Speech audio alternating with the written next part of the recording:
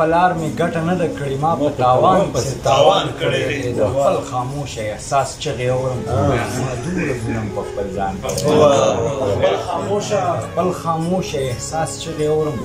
ما دومره ظلم په خپل ځان کړی د بله غزل دی او کتاب کې د مصنع دی ضرور شوي چې زما د ړنګ وجود د حال که څوک پوښتنه کوي زما د ړنګ وجود د حال که څوک پوښتنه کوي نو ورته وایه چې د مرګ بیا بیا غوښتنه کوي د خپلې ساه په تلو راتلو باندې باور مه کوه وخت لمحه لمحه ګزار د ژوند په ونه کوي د خپلې ساه په تلو راتلو باندې باور مه کوه وخت لمحه لمحه ګزار د ژوند په ونه کوي او څه حادثې هم د سړي د ژوند نه زړه توروي څوک لیونی نه دی چې هسې ځان وژنه کوي څه حادثې هم د سړي د ژوند نه زړه توروي څوک لیونی نه دی چې هسې ځان وژنه کوي باچا خان بابا ته یو شعر ډالۍ دغه روح ده چې بابا ما هم له دې ارمانه سره سم خښوي بابا ما هم له دې ارمانه سره سم خښوي څوک به د دې خاورې د پښتو پالنه کوي بابا ما هم له دې ارمانه سره سم خښوي څوک به د دې خاورې د پښتو پالنه کوي یو لیونی دی انتظار یې سترګې سپینې کړلې لیونی دی د چا لارو ته څارنه کوي تو قربان شم نام سړی دی وځلو منن هم ستا یو دنیا چې ماته په نظر د انسانونه کتل ما هم دنیا ته په نظر د امکانونه کتل چا جونګړه و اخر په ما راوغورځېده زما میراتې غریبۍ ته بارانونه کتل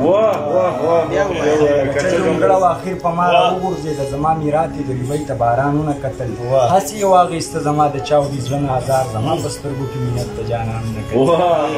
هسې یې واخیسته زما د چاودي زړه نه ازار زما په سترګو کې مینت ته جانانونه کتل د تا نه وروسته یې بیخي په چا باورونه خو بیا د چا سترګو ته بیخي عبدجانونه کتل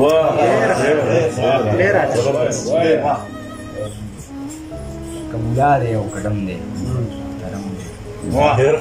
ملا دی او کډم دی محترم دی که رقیب دی که صنم دی محترم دی د مذهب ټیکهدارانو دومره واورئ چې انسان دی بنیادم دی مذهب ټیکهدارانو دومره واورئ چې انسان دی بنیادم دی محترم دی که هر څومره جانان ګرم دی محترم دی محترم دی محترم هر څومره جانان ګرم دی محترم دی محترم دی محترم دی عبدجانه دلته تش اخلاص چا سره درهم دی ډېر ښه دې سره به ریال دی بس دی ارشاد یو غزل دا یو ما هسې د ساتل ورته پامونه دا ووایم دینه مخکې د مینې زړه کې ساتم د ایمان غوندې بلاس پې غاپي زه تېرېږم د کاروان هر مین په بېوسۍ باندې ژړا راځي په هر مین مې زړه خوږېږي د خپل ځان غوندې او یو څو شعرونه پکې نور هم دي چې قام پرست یم منم بې ایمانه نه یم د فلسطین ظلم غندم د کابل جان غوندې او ساده لباس مې د تهذیب او شرافت ثبوت دی که نه ملنګ یم خو ژوند کوم د خان غوندې دا لیونی به بیا هم ستا وي که واپس راتلې لیونه موندو بل څوک دا بېجان